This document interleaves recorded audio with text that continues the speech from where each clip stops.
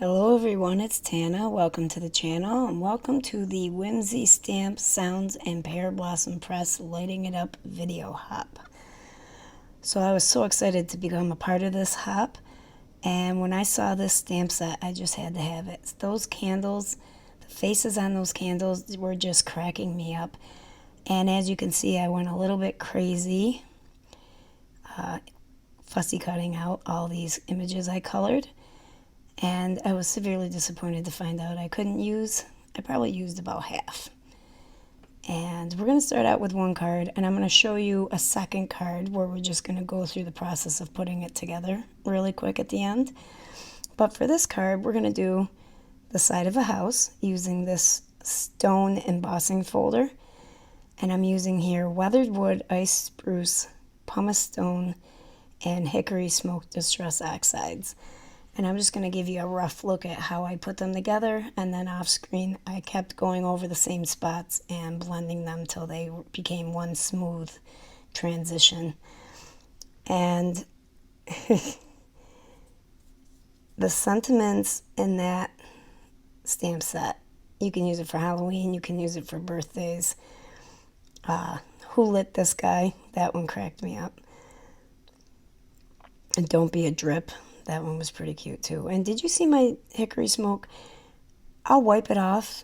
I'll use it. I'll put the top back on, and the next time I use it, it looks like that again. I don't know if all the hickory smokes do that, or if mine maybe has, one of the chemicals is off balance. I don't know.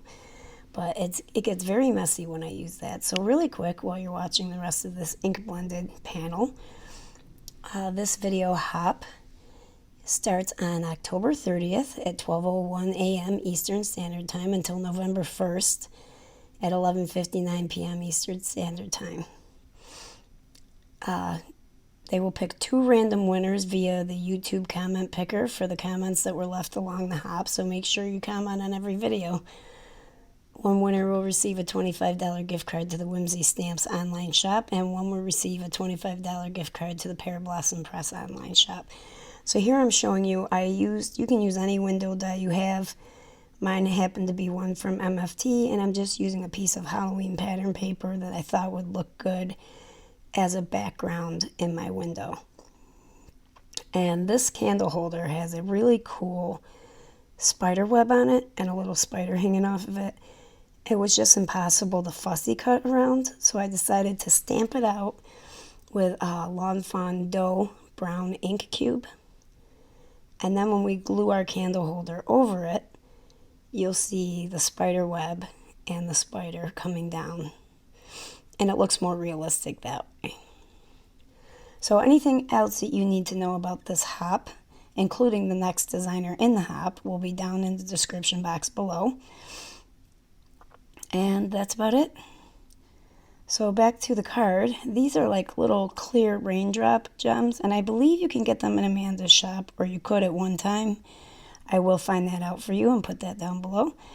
So in the Pear Blossom Press shop, I believe.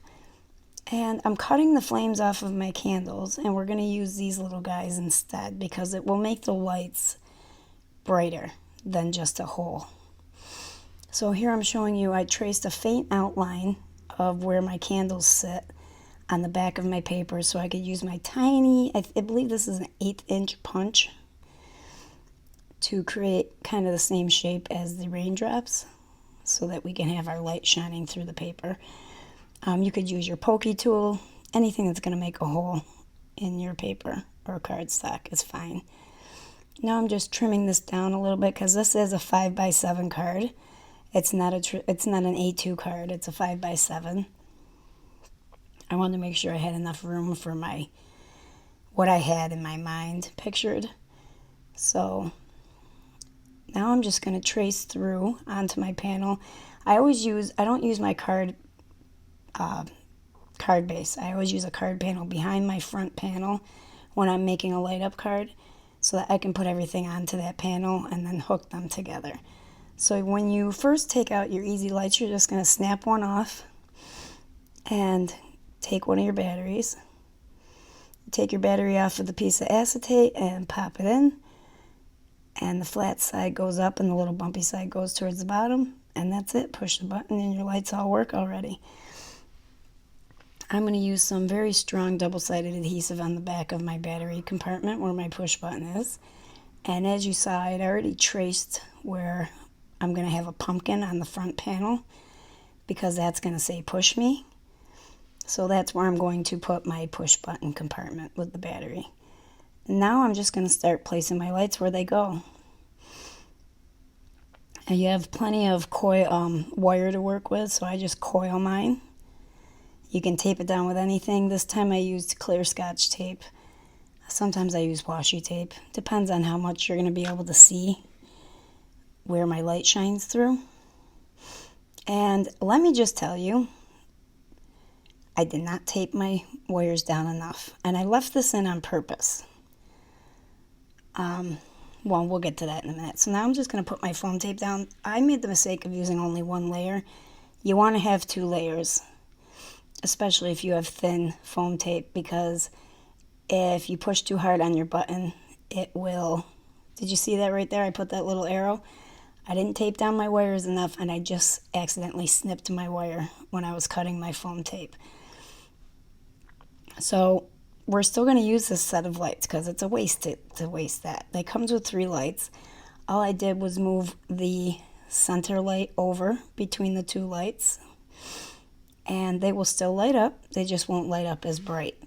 And that's also why I'm going to show you how to put a card together correctly at the end of the video. But we all make mistakes, and you don't want to waste your lights, so I just figured I'd leave that in and show you how you can still use the lights and they'll still work.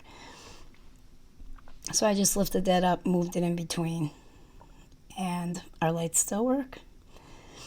So I wanted my window panes to be a little bit more sturdy, so I took the piece that came in my window. It's like a frame, a rectangle frame, and I glued a piece of acetate to the back of it, and then I glued that to the back of the window panes so that when it's in transit to whoever's going to get this card, my window panes won't be all ripped up when it comes out of the envelope. So I just took a piece of black cardstock and created a grassy panel for down at the bottom of the house, you should say. And the biggest pumpkin is my Push Me pumpkin. And then I put 2 other smaller pumpkins down there just to make it look a little more attractive. And now we're going to stamp out our sentiments with Versamark and Wow super fine bright white opaque embossing powder. I love this stuff when I'm doing white sentiments on black strips.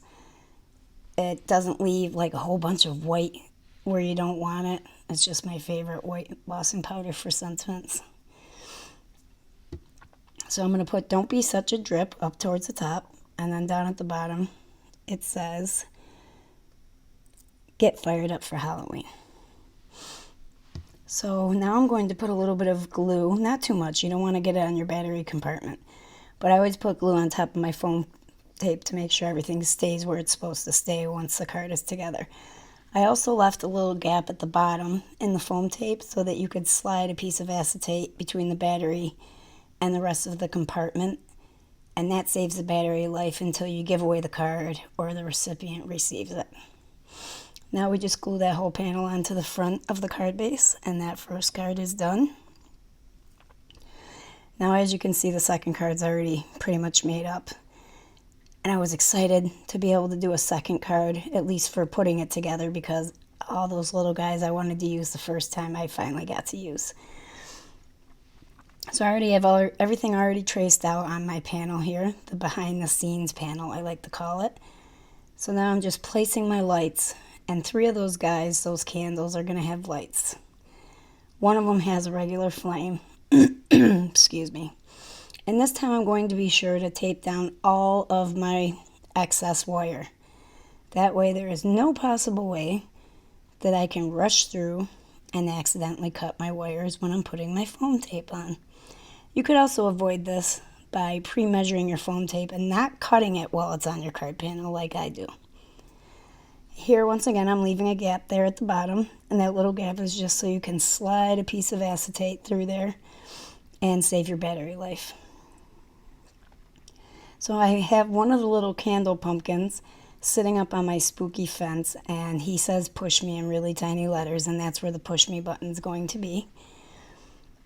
And this one says, who lit this guy? Because that one guy has no actual light. And that's it for this video, guys. Don't forget to comment on every video along the hop, and see the description box below for everything else you need to know about this collaboration hop and giveaways. Bye bye for now, guys.